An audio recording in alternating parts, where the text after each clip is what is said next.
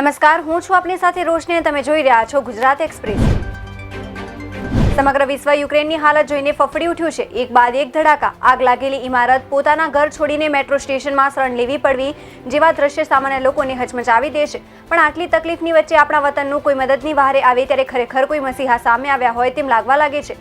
વિદ્યાર્થી યુક્રેનની અલગ અલગ બોર્ડરથી ભારત આવવા લાગ્યા છે ત્યારે રોમાનિયામાં 5 ભારતીય વોલન્ટિયર ખરેખર દરેકના ચહેરા પર સ્મિત રેલાવવાનું નિમિત્ત બન્યા છે। આ વિદેશમાં દેશવાસીઓને મદદ કરનારા એમ્બેસીના ખરા અર્થમાં વોરિયર્સ એવા 5 ગુજરાતીઓએ મહત્વની વિગત જણાવી હતી તો અમદાવાદ સહિત રાજ્યના અલગ અલગ શહેરના વત્સલ મોદીવ, કેશવ પંડ્યા, આકાશ કાકા, મૌલિક બ્રહ્મભટ્ટ અને અજય શાહ નામના 5 યુવકો રોમાનિયામાં કેટલાક સમયથી રહે છે। યુક્રેન અને રશિયા વચ્ચે યુદ્ધ થતાં કેટલાક વિદ્યાર્થીઓ યુક્રેન બોર્ડર પર મુશ્કેલી વેઠીને રોમાનિયા પહોંચ્યા હતા।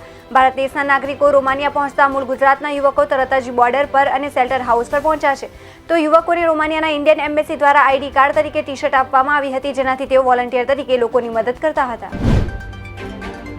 હિંમતનગરની હિરલ શાહે વીપીઆર મિસિસ ઇન્ડિયા ગ્લેમરનો ખિતાબ અંકે કરી કોલેજ કાળના સ્વપ્નને સાકાર કરી સાબિત કરી દીધું છે કે નાનકડા શહેરની વ્યક્તિ પણ જાગજમાળવાળી મોડલિંગ ઇન્ડસ્ટ્રીઝને પોતાનું કૌવત બનાવી શકે છે। આ સફળતા કોઈની મોહતાજ નથી। કોલેજ કાળથી જ ફેશન, મોડલિંગ, ડાન્સિંગ વગેરેમાં ભાગ લેતી હતી અને મોડલિંગનો શોખ હતો પરંતુ અનુકૂળ વાતાવરણ મળ્યું ન હતું। ત્યારબાદ લગ્ન થઈ ગયા અને બાળકના જન્મ થયા બાદ વજન વધી જતા ફિટનેસ પર ધ્યાન કેન્દ્રિત કરી વોકિંગ, યોગા, કસરત શરૂ કર્યું। જંક ફૂડ ખાવાનો ત્યાગ કર્યો તો 8 માસ અગાઉ કોરોના પેન્ડેમિકમાં નેટ સર્ફિંગ કરવા દરમિયાન વીપીઆર મિસિસ ઇન્ડિયાની એડ જોઈને તેને પ્રમોટરનો બાયોડેટા ચકાસી રજીસ્ટ્રેશન કરાવ્યું જેમાં ખ્યાતનામ ફોટોગ્રાફર વિજય કબરા, 2015માં મિસ ઇન્ડિયા રહી ચૂકેલા પ્રિયંકા ખુરાના વગેરે હતા જેમણે ફિટનેસથી માંડી ડાયટ, રેમ્પવોક, ક્લોથિંગ, મેકઅપ વગેરેની ઓનલાઈન ટ્રેનિંગ આપી। આ પૂર્ણ થયા પછી 100 જેટલા સ્પર્ધકોનું ઓડિશન થયું જેમાંથી 40 સ્પર્ધકો સિલેક્ટ થયા હતા। 40 સ્પર્ધકો પૈકી એક સ્પર્ધક બીમાર થતા 23 ફેબ્રુઆરીથી શરૂ થયેલ કોન્ટેસ્ટમાં હાજર રહ્યા ન હતા।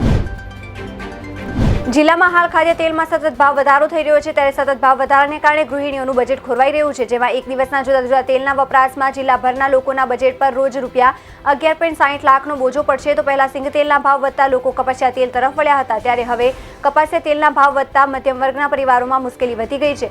ઝાલાવાડમાં મુખ્યત્વે સિંગ તેલ અને કપાસિયા તેલનો મુખ્યત્વે ઉપયોગ કરવામાં આવતો હોય છે ત્યારે હાલ એક મહિનામાં સિંગ તેલ અને કપાસિયા તેલ સહિત તેલના ભાવોમાં સતત વધારો થતા ગૃહિણીઓનું બજેટ ખોરવાઈ ગયું છે। હાલમાં એક મહિનામાં સિંગ તેલના ભાવ પહેલા રૂપિયા 2356ની આસપાસ રહેતા હતા તે રૂપિયા 2520 થઈ ગયા છે। એ જ રીતે કપાસિયા તેલના ભાવ રૂપિયા 2340 હતા તે વધીને 2550 થઈ ગયા છે। આમ કપાસિયા તેલ અને સિંગ તેલના ભાવ એક સરખા થઈ જતા લોકો કયું તેલ ઉપયોગમાં લેવું તેની મૂંઝવણમાં મુકાઈ ગયા છે। હાલ જિલ્લામાં રોજના સિંગ તેલ, કપાસિયા, સૂર્યમુખી, પામ તેલ મળીને રોજ 2000થી વધુ ડબ્બાનું વેચાણ થતું હોય છે જેમાં ભાવ વધારાને કારણે લોકોને રોજ રૂપિયા 11,60,600નો આર્થિક બોજાનો સામનો કરવો પડી રહ્યો છે। યુક્રેન પર રશિયાના હુમલા વિશે ભારતનું તટસ્થ વલણ રહી હવે અમેરિકાને ખૂંચી રહ્યું છે। યુદ્ધ દરમિયાન સંયુક્ત રાષ્ટ્ર મહાસભામાં 2 વાર પ્રસ્તાવ રજૂ કરવામાં આવ્યો હતો। આ પ્રસ્તાવમાં કહેવામાં આવ્યું હતું કે રશિયા હવે યુક્રેનથી તેની સેના હટાવવી જોઈએ। ત્યાં ઘણું નુકસાન થયું છે। ભારતે 2 વખત આ પ્રસ્તાવમાં તટસ્થ વલણ અપનાવ્યું છે એને કારણે હવે ભારત સામે અમેરિકા સહિત પશ્ચિમ દેશોએ નારાજગી વ્યક્ત કરી છે। અમેરિકા અને ફ્રાન્સની આ નારાજગીને કારણે હવે શક્ય છે કે ભારતને સંયુક્ત રાષ્ટ્ર સુરક્ષા પરિષદમાં કાયમી સભ્યપદ મળવામાં મુશ્કેલી થઈ શકે છે। યુક્રેન પર રશિયાની કાર્યવાહી મામલે ભારતના તટસ્થ વલણથી અમેરિકા નારાજ છે। આ વિશે જ્યારે બાઇડનને પત્રકાર પરિષદમાં સવાલ કરવામાં આવ્યો ત્યારે તેમણે ખૂબ જ ઓછા શબ્દોમાં કહ્યું હતું કે અમેરિકા ભારતના વર્તનથી અસંતુષ્ટ છે। ભારતના આ વર્તનને કારણે બંને દેશ વચ્ચે થોડું અંતર આવી ગયું છે। આ ઉપરાંત જ્યારે બુધવારે સંયુક્ત રાષ્ટ્ર મહાસભાના પ્રસ્તાવમાં પણ ભારત તટસ્થ રહ્યું ત્યારે પણ અમેરિકાના આસિસ્ટન્ટ સ્ટેટ સેક્રેટરી ડોનાલ્ડ લુએ કહ્યું હતું કે અમે ઈચ્છીએ છીએ કે ભારત રશિયાની કાર્યવાહી તરફ સ્પષ્ટ વિચારો વ્યક્ત કરે। યુએનએસસીના 5 મુખ્ય સભ્ય દેશોમાં અમેરિકા, ફ્રાન્સ, ચીન, બ્રિટન અને રશિયા છે। રશિયાએ યુક્રેન પર આક્રમણ કર્યા પછી અમેરિકા, બ્રિટન અને યુરોપિયન સંઘે રશિયા પર ઘણા આકરા પ્રતિબંધો લગાવ્યા છે। નોંધનીય છે કે સંયુક્ત રાષ્ટ્ર સુરક્ષા પરિષદમાં ભારતના સ્થાયી સભ્યપદ માટે અત્યાર સુધીમાં ચીન જ વિરોધ કરતું હતું પરંતુ હવે શક્ય છે કે અમેરિકા અને બ્રિટન પણ આ વિરોધમાં સામેલ થઈ શકે છે। આ સંજોગોમાં રશિયા બાબતે નિષ્પક્ષ રહેવાથી શક્ય છે કે ભારતને યુએનએસસીમાં સ્થાયી સભ્યપદ મળવું મુશ્કેલ બની શકે છે। કોરોનાના કેસ ઘટ્યા બાદ અનેક સ્પેશિયલ ટ્રેનોનો ટેગ હટાવી તમામ ટ્રેનોને રેગ્યુલર કર્યા બાદ રેલવે બોર્ડે 28 ફેબ્રુઆરીથી કોરોનાની પહેલાની સ્થિતિ તમામ ટ્રેનોમાં જનરલ કોચ લગાવવાનો આદેશ આપ્યો હતો। જો કે આ આદેશ બાદ હજુ પણ 4 માર્ચ સુધી જનરલ કોચમાં પણ સિટિંગ રિઝર્વેશન સાથે જ મુસાફરી કરવી પડશે અને 1 જુલાઈથી અમદાવાદની તમામ ટ્રેનોમાં જનરલ કોચનો લાભ મળી શકશે। ટ્રેનોમાં જનરલ કોચની સુવિધા શરૂ કરવા રેલવે બોર્ડના આદેશ બાદ પશ્ચિમ રેલવે અમદાવાદ સહિત પશ્ચિમ રેલવેની ટ્રેનોમાં 1 જુલાઈથી જનરલ કોચની સુવિધા જાહેરાત કરી છે। રેલવેના નિયમ મુજબ પેસેન્જરો 120 દિવસ પહેલા એડવાન્સ રિઝર્વેશન કરાવી શકે છે। આગામી હોળી ધૂળેટીના તહેવારને ધ્યાન પર લઈ રેલવે દ્વારા સુરત મંડગાંવ સ્પેશિયલ ટ્રેન દોડાવાશે. આ સ્પેશિયલ ટ્રેન ગુરુવાર 17 માર્ચના રોજ સુરતથી સાંજે 7:50 વાગે ઉપડશે અને બીજા દિવસે બપોરે 12:30 વાગે મંડગાંવ પહોંચશે. આવી જ રીતે આ ટ્રેન રિટર્નમાં 18મીએ મંડગાંવથી બપોરે 1:40 વાગે ઉપડશે અને બીજા દિવસે સવારે 8:35 વાગે સુરત પહોંચશે. બંને દિશામાં આ ટ્રેન વલસાડ, વાપી અને પાલઘર સહિતના રેલવે સ્ટેશનને થોભીને આગળ વધશે. ટ્રેનનું બુકિંગ 6 માર્ચના રોજ ઓપન થશે. શહેરના છેવાડે આવેલા ઉત્તરાણ અને કોસાડ સ્ટેશનેથી વડોદરા અમદાવાદ જવા સવારે એક પણ લોકલ મેમુ ટ્રેન નથી. રેલવે તંત્ર 2 વર્ષથી બંધ ટ્રેન હજુ શરૂ કરવા આદેશની રાહ જોઈ રહ્યું છે. કોરોના કાળમાં બંધ થયેલી મુંબઈ અમદાવાદ પેસેન્જર અને વલસાડ વિરગામ ટ્રેન શરૂ કરવામાં આવે તો આમ પેસેન્જર, વિદ્યાર્થીઓ તથા નોકરિયાત વર્ગને લાભ થાય એવું છે, જેથી ટ્રેનો શરૂ કરવા માંગણી કરવામાં આવી છે. શહેરોમાં 6 માર્ચથી 15 માર્ચ સુધી પોલીસની ડ્રાઈવ તો અમદાવાદ, સુરત, રાજકોટ, વડોદરામાં યોજાશે ડ્રાઈવ. હેલ્મેટ, સીટ બેલ્ટને કેસને રોકવા માટે કરવામાં આવી છે સૂચના. પોલીસ સીટ બેલ્ટ અને હેલ્મેટને લઈને કરશે કાર્યવાહી. રાજકોટના કડવા પાટીદાર અગ્રણી અને વકીલ મહેન્દ્ર ફળદુનો આપઘાત મામલો. 7 આરોપી બિલ્ડર ફરાર થયા છે તો રાજકોટ પોલીસની ટીમ અમદાવાદ પહોંચે તે પહેલા બિલ્ડરો ફરાર થયા છે. તમામના મોબાઈલ ફોન પણ સ્વિચ ઓફ આવી રહ્યા છે તો પોલીસની અલગ અલગ 4 ટીમો પર એકે હાથ લાગ્યા નથી. વિશ્વ ઉમિયા ફાઉન્ડેશનના ઉપપ્રમુખ દીપક સહિત 7 આરોપીઓ પોલીસની પકડથી દૂર છે. અમદાવાદના ઠીક રાજકોટના 2 આરોપી બિલ્ડરો પણ પોલીસની પકડથી દૂર તો ઓઝોન ગ્રુપના આ નામાંકિત બિલ્ડરોના ત્રાસથી મહેન્દ્ર ફળદુએ આપઘાત કર્યો હતો. રાજકોટના MM પટેલ અને અમિત ચૌહાણ પોલીસ પકડથી દૂર છે. અમદાવાદના જયેશ કાંતિલાલ પટેલ, દીપક મણીલાલ પટેલ, પ્રકાશ ચંદુલાલ પટેલ, પ્રણય કાંતિલાલ પટેલ, પ્રકાશ ચંદુલાલ પટેલ પોલીસ પકડથી દૂર છે તો પોલીસે સાતે સામે ગુનો નોંધ્યો છે. આપઘાતની સંપૂર્ણ તપાસ માટે રાજકોટ પોલીસે SITની કરી છે રચના. ભારતના 22થી વધુ રાજ્યોમાંથી આવેલા વિવિધ હસ્ત અને શિલ્પકારો દ્વારા નિર્મિત ચીજવસ્તુઓના ત્રિદિવસીય ક્રાફ્ટ્સ રૂટ એક્ઝિબિશન 2022ને ઉત્તર પ્રદેશના રાજ્યપાલ અને ગુજરાતના પૂર્વ મુખ્યમંત્રી આનંદીબહેને ખુલ્લે મૂક્યું છે. ગુજરાતના આંગણે સાયન્સ સેન્ટર સિટી લાઇટ ખાતે તારીખ 4 થી 6 માર્ચ દરમિયાન સવારે 10 થી સાંજના 8 વાગ્યા દરમિયાન ભારતભરમાંથી આવેલા હસ્તકલાના કારીગરો દ્વારા 50થી વધુ સ્ટોલોમાં આર્ટ અને ક્રાફ્ટની ચીજવસ્તુઓ, વાંસ, લેધરમાંથી બનાવેલી અવનવી વસ્તુઓ, સુશોભન માટે વસ્તુઓ, silk, cotton, sari, Warli painting, Kutchi ભરતકામ, ખાખરા જેવી અનેક ચીજવસ્તુઓ પ્રદર્શન તથા વેચાણ માટે ઉપલબ્ધ છે. આ પ્રસંગે રાજ્યપાલ આનંદીબેન પટેલે જણાવ્યું હતું કે દેશભરના અંતરિયાળ વિસ્તારમાંથી આવેલા હસ્તકલાકારોને પોતાની વસ્તુઓના વેચાણ માટે શ્રેષ્ઠ પ્લેટફોર્મ મળ્યું છે. આજના આધુનિક યુગ અનુસાર ચીજવસ્તુઓ તૈયાર કરીને આધુનિકતાની સાથોસાથ પરંપરાગત હુનરને પણ જીવંત રાખ્યો છે એમ જણાવી સૌ કલાકારોને અભિનંદન પાઠવ્યા હતા. તેમણે દરેક કલાકારોને સ્વચ્છતા સંદેશ સાથે ગામ મહોલ્લાને સ્વચ્છ રાખી પ્રધાનમંત્રીના સ્વચ્છ ભારત અભિયાનના સ્વપ્નને સાકાર કરવાનો અનુરોધ કર્યો હતો. તેમણે સુરતના હીરા ઉદ્યોગકારોને શહેરના TB પીડિત બાળકો, નાગરિકોને દત્તક લઈને TB મુક્ત કરવા શહેરના સંકલ્પને સિદ્ધ કરવાનો અનુરોધ કર્યો હતો. વડોદરા શહેરની MS યુનિવર્સિટીની faculty of technology and engineering ખાતે આજથી ટેકનિકલ ઇવેન્ટ ફૂટપ્રિન્ટ 2022નો પ્રારંભ થયો છે, જેમાં સૌથી વધુ આકર્ષણ બાઇકના સ્ટન્ટે જમાવ્યું હતું. તો આ દરમિયાન ડોક્ટર રણદીપ ગુલેરિયા કોઈ કારણસર વડોદરા ન આવી શકતા તેમના લેક્ચરને રદ કરવામાં આવ્યું હતું. વડોદરા શહેરની પ્રતિષ્ઠિત MS યુનિવર્સિટીના ટેકનોલોજી ફેકલ્ટી ખાતે 3 દિવસ સુધી ચાલનાર ફૂટપ્રિન્ટ 2022ની શરૂઆત થઈ છે, જેમાં ટેકનિકલ ઇવેન્ટની સાથે ટેલેન્ટ શો, બાઇક સ્ટન્ટે વિદ્યાર્થીઓને સૌથી વધુ આકર્ષિત કર્યા છે. આ દરમિયાન સાંજે 4 વાગે દિલ્હી એમ્સના ડાયરેક્ટર રણદીપ ગુલેરિયાનું ગેસ્ટ લેક્ચર રાખવામાં આવ્યું હતું, પરંતુ કોઈ કારણસર ડોક્ટર ગુલેરિયા વડોદરા આવી ન શકતા તેમનું લેક્ચર રદ કરવામાં આવ્યું છે. તો આગામી દિવસોમાં બિઝનેસમેન અને લેખક નિખિલ તનેજા, મોટિવેશનલ સ્પીકર પવન અગ્રવાલ અને ભૂતપૂર્વ રેલવે મંત્રી સુનેશ પ્રભુના લેક્ચર આયોજિત કરવામાં આવશે. તેમજ વિદ્યાર્થીઓ વિવિધ ટેકનિકલ ઇવેન્ટ્સમાં ભાગ લેશે. રાષ્ટ્રીય વિજ્ઞાન દિવસની ઉજવણીના ભાગરૂપે ભાવનગર જિલ્લાના સિહોર તાલુકામાં આવેલ મોટા સુરકા ગામે પ્રાથમિક શાળા ખાતે સાયન્સ ફેરનું આયોજન કરવામાં આવ્યું હતું. શાળાના ધોરણ 6 થી 8માં અભ્યાસ કરતા 90 જેટલા બાળ વૈજ્ઞાનિકોએ શિક્ષકના માર્ગદર્શન હેઠળ અવનવા મોડેલો તૈયાર કર્યા હતા. રાષ્ટ્રીય વિજ્ઞાન દિવસની ઉજવણી થકી બાળકોમાં રહેલી ક્રિએટિવિટીને બહાર લાવવા અને બાળકોમાં પડેલી શક્તિઓ ખીલે અને રસ, રુચિ ઉત્પન્ન થાય તે માટે દર વર્ષે રાષ્ટ્રીય વિજ્ઞાન દિવસની ઉજવણી કરવામાં આવે છે. આ ઉપરાંત ગણિત, વિજ્ઞાન અને અન્ય મોડેલો બનાવીને ક્રિએટિવિટીને જાગૃત કરવા મોટા સુરકા પ્રાથમિક શાળાના વિજ્ઞાન અને ગણિત શિક્ષકના નીરવભાઈ ચૌહાણ શાળાના બાળ વૈજ્ઞાનિકોને સતત પ્રેરણા અને માર્ગદર્શન પૂરું પાડી રહ્યા છે. રાષ્ટ્રીય વિજ્ઞાન દિનના ભાગરૂપે ભાવનગર જિલ્લાની સિહોર તાલુકાની મોટા સુરકા પ્રાથમિક શાળામાં બાળ વૈજ્ઞાનિકો દ્વારા 60થી વધુ પ્રોજેક્ટ મોડેલ બનાવીને રજૂ કરવામાં આવ્યા હતા.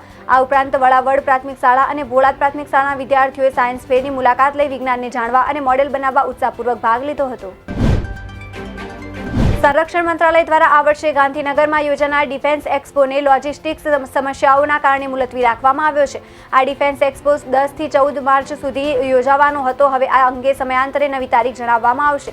જ્યારે આ વર્ષે યોજાનારી વાઇબ્રન્ટ સમિટ યુક્રેન અને રશિયા વચ્ચે યુદ્ધની પરિસ્થિતિના કારણે રદ કરવામાં આવી શકે છે. આ એક્સપોમાં સંરક્ષણ મંત્રાલય દેશની સૈન્ય શક્તિ પ્રણાલીનું પ્રદર્શન કરે છે. સાથે જ અન્ય દેશો અને સંરક્ષણ સામાન બનાવતી કંપનીઓ પણ તેમાં ભાગ લે છે. ગાંધીનગરમાં યોજાનારા ડિફેન્સ એક્સપો 2022ને લઈને તડામાર તૈયારીઓ પણ શરૂ થઈ ગઈ હતી. આ અગાઉ જાન્યુઆરીમાં રાજ્યના કોરોનાના કહેર વચ્ચે ગુજરાત સરકારે વાઇબ્રન્ટ સમિટ મોકૂફ રાખવાનો નિર્ણય કર્યો હતો. 10 થી 12 જાન્યુઆરી 2022 દરમિયાન યોજાનારી 10મી વાઇબ્રન્ટ ગુજરાત ગ્લોબલ સમિટ હાલ પૂરતી મોકૂફ રાખવાનો નિર્ણય કરવામાં આવ્યો છે. ત્યારે આખરે હવે તેને રશિયા અને યુક્રેન વચ્ચે યુદ્ધની સ્થિતિના કારણે રદ કરવાનો જ નિર્ણય લઈ શકાય છે. આ વાઇબ્રન્ટ સમિટમાં દેશના જાણીતા ઉદ્યોગપતિઓ મુકેશ અંબાણી, ગૌતમ અદાણી, KM બિરલા, સુનિલ ભારતી મિત્તલ, અશોક હિન્દુજા, N ચંદ્રશેખરન અને હર્ષ ગોયંકા હાજર રહેવાના હતા. મહેસાણા પાલિકામાં બજેટને લઈને બેઠક મળી હતી, જેમાં 2022-23માં રજૂ કરેલા બજેટને લઈને મહત્વની જાહેરાત કરવામાં આવી છે. જેમાં 224 કરોડ 18,84,000નું બજેટ છે, જેમાં ખર્ચ 223 કરોડ 84,56,000 ખર્ચ અંદાજે થવાનો છે અને 84,28,000 પુરાતવાળું આ બજેટ રહેશે. પાલિકાના કારોબારી ચેરમેન કૌશિક વ્યાસે જણાવ્યું હતું કે મહેસાણા પાલિકાનું અંદાજિત બજેટ 224 કરોડ 18,84,000નું છે, જેમાં ખર્ચ 223 કરોડ 34,56,000 છે. તો આ 84,28,000ની પુરાતવાળું આ બજેટ છે, જેમાં ગુજરાત સરકાર અને કેન્દ્ર સરકારની જે ગ્રાન્ટો છે એ ગ્રાન્ટમાંથી વિકાસના વધુમાં વધુ કામ કરવાના હોય છે. નગરપાલિકાનું સ્વભંડોળ છે, જેમાં પણ કામો શહેરની પ્રજાને મળી રહે તેવો પ્રયત્ન કરવામાં આવી રહ્યો છે. વધુમાં વધુ નર્મદાનું પાણી મળે અને અમૃત યોજનામાં 5 ટાંકીનું આયોજન કરવામાં આવ્યું છે. નવા બગીચા, નવા ફાયર સ્ટેશન સહિત અનેક વિકાસના કામો કરવામાં આવશે.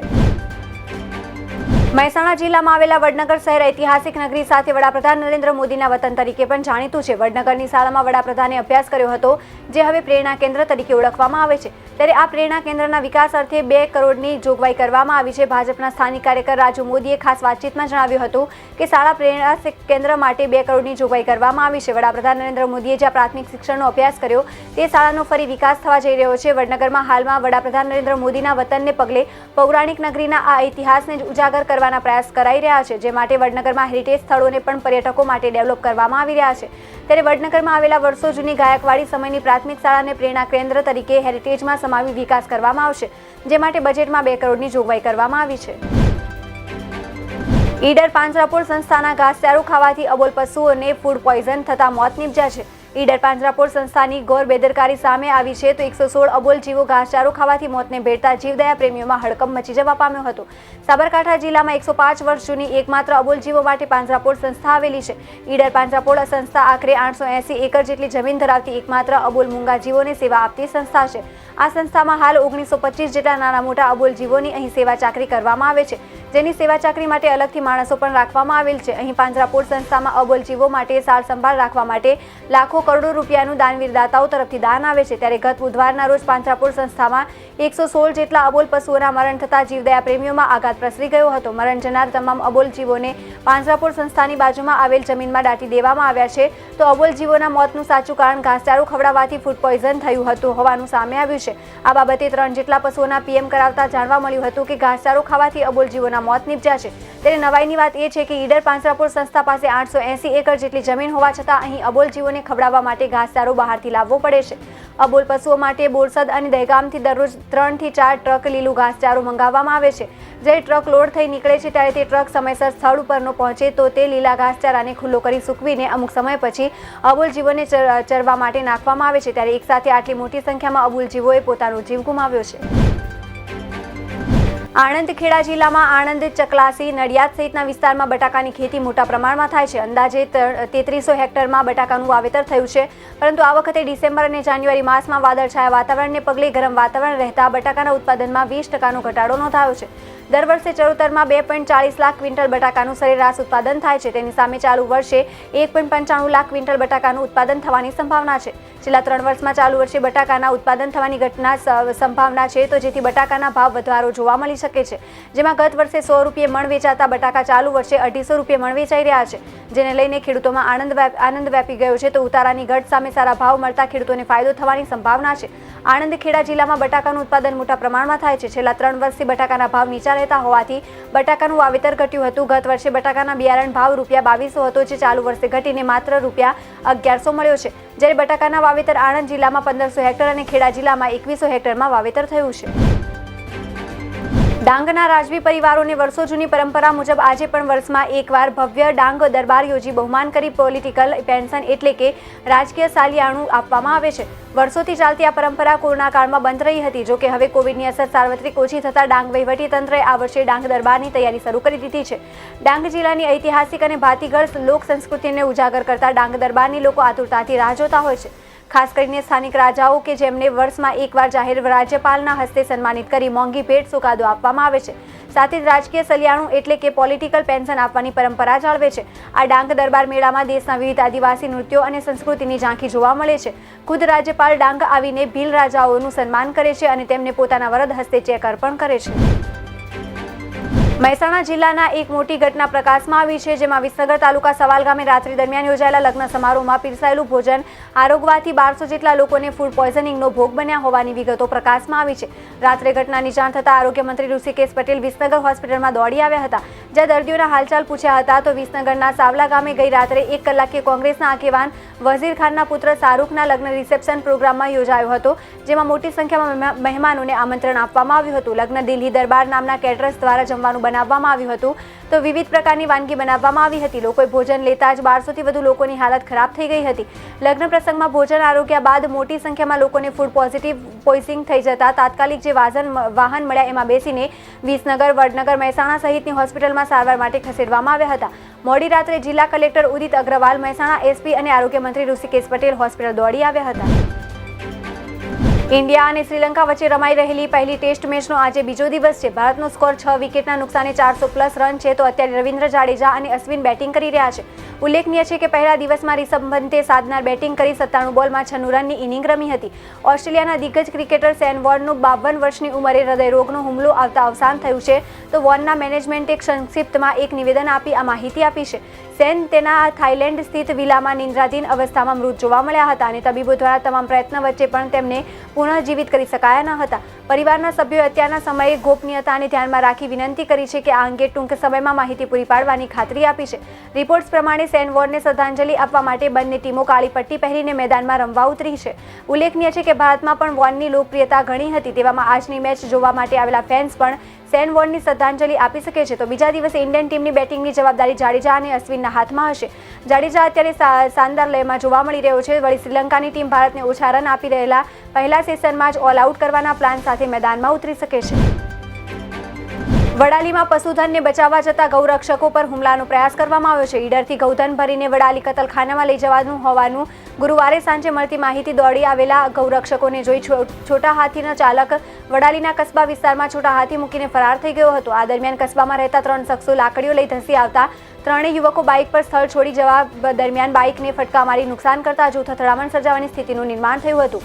પોલીસ સૂત્રો દ્વારા મળતી માહિતી અનુસાર તારીખ 3/3/2022ના રોજ સાંજે વડાલીના સચિન અશોકભાઈ સગર ઉપર મિત્ર કુણાલ સુરેશભાઈનો ફોન આવ્યો છે કે ઈડર તરફથી છોટા હાથીમાં ગૌવંશ ભરીને કતલખાને લઈ જવામાં આવી રહ્યું છે અને હું ધરોઈ 3 રસ્તા ઊભો છું, તમે આવી જાઓ. જેથી અશોકભાઈ અને વિક્રમભાઈ સગર બાઇક લઈને ધરોઈ 3 રસ્તા પહોંચી જતા છોટા હાથી ધરોઈ રોડ બાજુએ વળતા ત્રણેય જણાઓએ પીછો કર્યો હતો અને છોટા હાથી નંબર GJ27V8664નો ચાલક કસ્બામાં મસ્જિદ આગળ છોટા હાથી મૂકીને ભાગી ગયો હતો અને ત્રણેય ગૌરક્ષકો છોટા હાથી નજીક પહોંચતા કસ્બા વિસ્તારમાં રહેતા પિન્ટુ ગેરેજ ઉમિયા પાર્ક વાળો શાહરૂખ ખાડકી, આસિફ ખાડકીએ હી શું કામ કરવા આવ્યો છો કહીને લાકડીઓથી હુમલો કરવાનો પ્રયાસ કરતા ત્રણેય યુવકો બાઇક પર કસ્બામાંથી બહાર નીકળી ગયા હતા. જ્યારે વિક્રમભાઈનું બાઇક કસ્બામાં છોડી દેવું પડ્યું હતું. આ શખ્સોએ બાઇકને ફટકા મારી નુકસાન પહોંચાડ્યું હતું. પોલીસે પિન્ટુ ગેરેજ ઉમિયા પાર્ક વાળો શાહરૂખ ખાડકી અને આસિફ ખાડકી ત્રણેય સામે ગુનો નોંધ્યો હતો. વડાલી પોલીસે છોટા હાથી લઈને આવનાર પાનરમા વણઝારા અને પનગેમા વણઝારા બંને રહેવાસી ભાટિયા મિલ ઈડર સામે 1.5 વર્ષના 2 પાડા ક્રૂરતાપૂર્વક બાંધી કતલખાને લઈ જવાના અંતર્ગત અને કર્માજીવા વણઝારા એક વડાલીની ધરોઈ રોડ પર રહેતા અજુકાળુ ચૌહાણને આ 2 પશુ કિંમત ₹6000 ભરી આપતા કુલ 4 સામે પશુ ક્રૂરતા અને પશુ સંરક્ષણ ધારાની વિવિધ કલમો અંતર્ગત ફરિયાદ નોંધી છે. ગુજરાત એક્સપ્રેસમાં બસ આટલું જ. વધુ સમાચાર જોવા માટે જોતા રહો અરવલ્લી સમાચાર, એટલે તમારો વિસ્તાર, તમારી વાત.